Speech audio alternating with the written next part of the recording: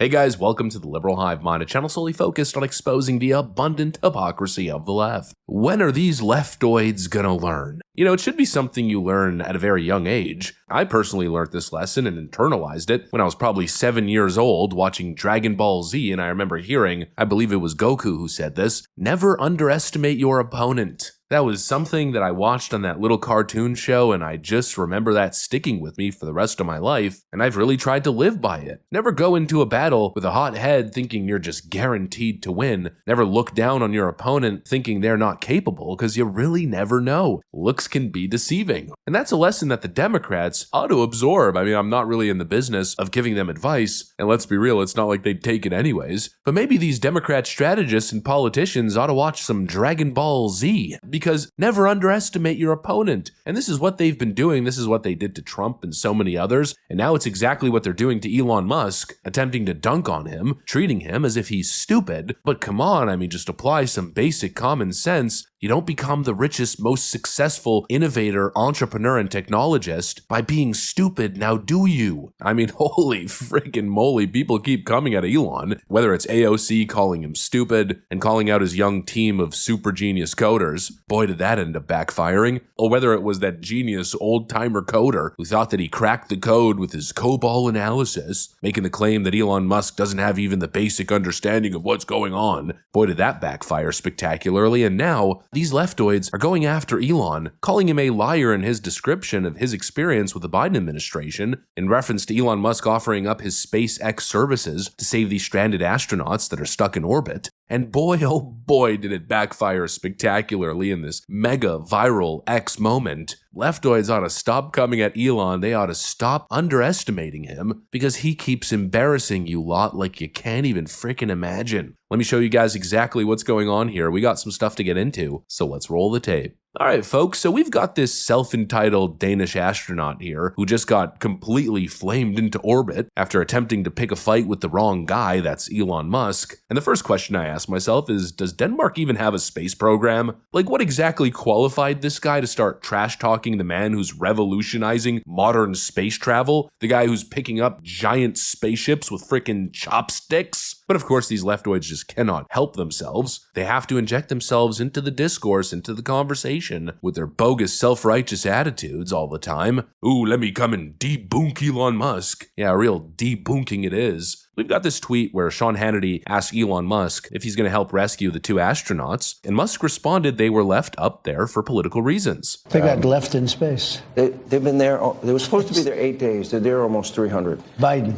They were yes, they were left up there for political reasons, which is not good. Then this was responded to by Andreas Mogensen, or Mogensen, not exactly sure how to pronounce that, and he responds and says, and from someone who complains about the lack of honesty from the mainstream media. Oh, he's taking it to that next level. He's calling Elon Musk a liar who's spreading fake news on a media platform. That is a big claim to make. You better back it up. And of course, all the leftoids are signal boosting this. This guy posted it and says, you're not going to win a fight with an astronaut, one of the last cool jobs. Yeah, apparently astronauts now outrank Elon Musk. And well, let's just say Elon didn't exactly hold back. He responded with, you are fully, can't use that word on YouTube, let's say mentally challenged. He says, SpaceX could have brought them back several months ago. I offered this directly to the Biden administration and they refused. Return was pushed back for political reasons. Idiot. Then this leftoid astronaut chimed in again and said, Elon, I have long admired you and what you have accomplished, especially at SpaceX and Tesla. You know as well as I do that Butch and Sonny are returning with Crew 9, as has been the plan since last September. Even now, you are not sending up a rescue ship to bring them home. They are returning on the Dragon capsule that has been on the International Space Station since last September. So this again sounds like this guy knows what he's talking about, but again, it's not a debunking, it's a debunking. He's making the claim that no, they were always supposed to return with Crew 9. Oh, really? Well, there's actually something interesting about Crew 9. Guess who runs Crew 9? SpaceX. SpaceX, Elon's company. But of course, he conveniently leaves that out because he's being a manipulative, little character online. And really, if you think about it, if this guy was saying these false things in Germany, shouldn't he now be arrested for spreading fake news online? See exactly how much of a slippery slope that is, but I don't want to get sidetracked on too much of a tangent here. Let's get back on track because then the meltdown begins. These leftoids on X are desperately trying to spin this thing against Elon Musk, posting all the same thing. Oh, this guy's an astronaut. He commanded an ISS mission. The same appeal to authority that leftoids always use, except I'd argue that Elon Musk has the ultimate authority in this situation, as if that means anything, going up against the man who actually builds and launches the spacecrafts. And of course, Elon Musk didn't let him get away with it. Dr. Phil Metzger wrote, I think there's some nuance here. If you ask NASA, I think they'll say that they declined Elon's offer to bring back the crew earlier because the $250 million cost of an additional Dragon crew flight is outside their budget, requiring new funds appropriated by Congress. Elon then responds to yet again another debunking from some big brain pretend expert online. Price was never even discussed. They flatly refused. We would have made it work within the annual budget. The real issue is that they did not want positive press for somebody who supported Trump. That's it. End of story. And this so-called commander who doesn't even know his behind from a hole in the ground, dude has no clue what's really going on. He's a passenger.